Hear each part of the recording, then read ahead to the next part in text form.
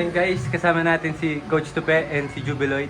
Yung mga gusto mag-training, pwede na kami training dito. No excuses. Yung isa ito, may katrabaho sa hospital. Galing kakount na trabaho, 12-hour shift siya, pero nandito siya ngayon. Kasi ito ang contractor. Intro na kayo guys, marami kayong matututunan dito kay Coach Tupe. Nagigilo.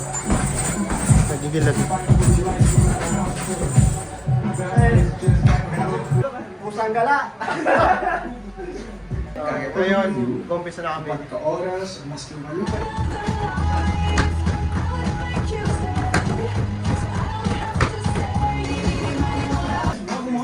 Gagawin namin ay sa footwork lang. Tuturuan lang namin siya ng footwork.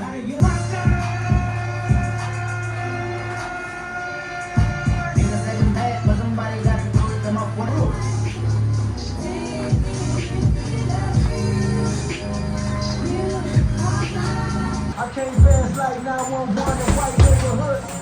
Ain't got no shame about it. You think I'm poor and I'm rich cause I can have any. But then I walked back to a better me. Before I was a B-list celebrity. Before I started calling something so heavenly.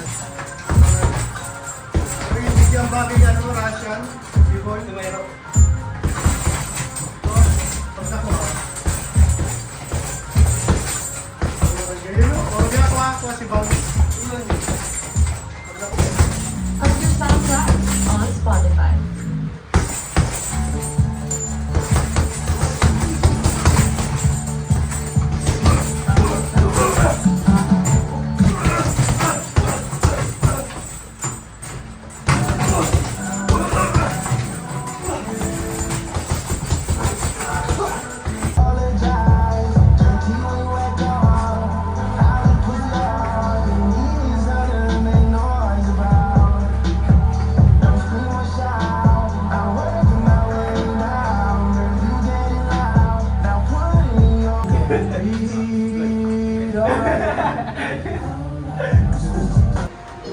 Baby, pakiusap.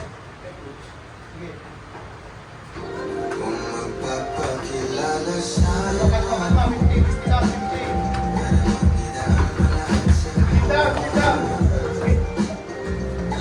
lang sa'kin pasikot-sikot sa langkatan, sana lang ay mapadaan. Nagkulang sa iyong mga kabaga, nagkulang sa mga usapang walang kontrata, nagkulang hanggang sa abutan ng umaga. Walang sagot sa katanungan, tayo nga ba? Ayaw masaktan, huwag na umasa. Nagbabakasakali na lang na tsumamba. Mga dasal sa may kapalit, sana kumana. Kaso madalas sila, isa ka na sa magkakutsaba. Matagal ko na ito pinapanalangin. Dito tuloy ang makaligid sa akin. Ngunit ako'y panandalan, di natin tanalawin. Pinaglaruan, tapos pinakawalan rin. Tingin tahimik, isip ay malalim. Hirap ng basahin, di na babaybayin. Sarili ko may bahin ng pag-ibig ay pag-amin. Ikaw ginawa mo sining ang pagiging sinungaling. Kung magpapakilala sa'yo, maramang dinaan mo lahat sa hawa. Ikaw lang sa'kin nangitang. Pasikot-sikot sa langkatan, sana lang ay mapadaan. Ano ba talaga tayo? Para lang klaro, kailangan ko malaman kung mahal mo ba ako. Naglalaro ka lang ako, nalalaman ka ba? Habang may kasama ka bago, ayoko na pumasa sa mga kasama malabo. Parang damo-damo, nadarama at napaso, nadala mas lalo lang na wala at naglako. Parang makalak ang lalo, nagbuka pa ako gawin.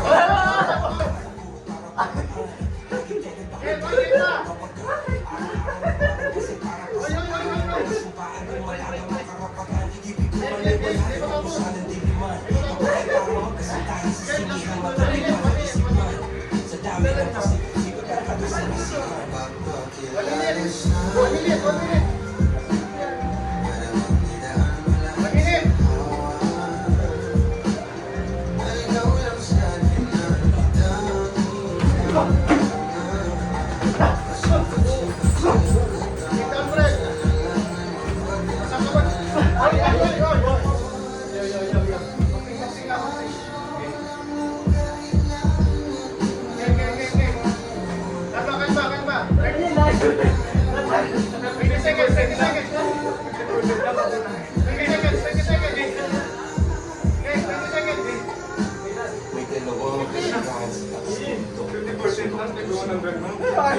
Hindi na masaya sa kama, hanap bakit yung sabay-sabay sila sabi niya, pagtiwala niya sa akin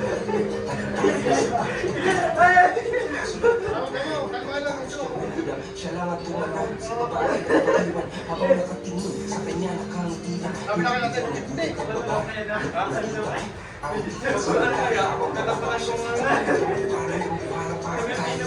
ngayon sino mas tagsik sa dalawa? Sino mas tuso? Sino walang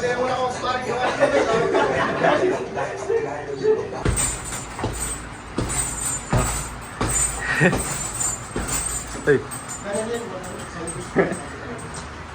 Eh, malaki. Guys, dito na ako sa bahay and kakatapos lang namin mag-training. Gusto ko lang mai-share sa inyo na natutunan ko ngayong araw. Hindi ito yung paano ka sumuntok, paano yung head movement mo. Kundi natutunan ko ngayong araw is paano maging grateful.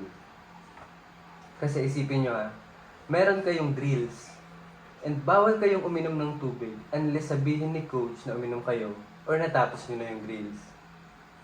Yung feeling na natapos nyo na yung drills and pwede na kayong uminom ng tubig. Yung feeling na dumampi na yung tubig sa labi nyo. Siguro na-experience nyo na din to, yung napagod kayo, nag-workout din kayo, then uminom kayo ng tubig. Di ba ganun? Ngayon, parang bigyan mo lang ako ng tubig, masaya na ako. Pero kung ikaw, hindi mo ma-appreciate yung tubig mo, I suggest, punta ka sa Fitcore Naga or anything na gym dito sa Naga City. Kasi, we just need a little bit of blow para ma-appreciate natin pag nasa high na tayo. Kaya, naisip ko, just look around.